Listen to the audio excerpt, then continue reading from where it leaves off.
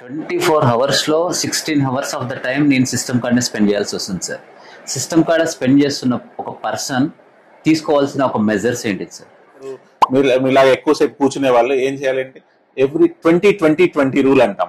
Every 20 minutes take a break of 20 seconds and look at a distance at least 20 feet. అంటే ఒక 20 minutes ఒకసారి ఒక 20 seconds break తీసుకొని, break అంటే లేచి బయట తిరగాల్సిన అవసరం లేదు.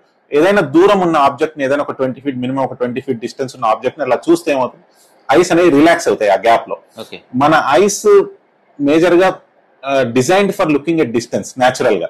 సో మనము దగ్గరది చూడాలనుకున్నప్పుడు మజిల్ లోపల ఐస్ లో చేంజెస్ రావాలి, మజిల్ అనేది యాక్షన్ రావాలి.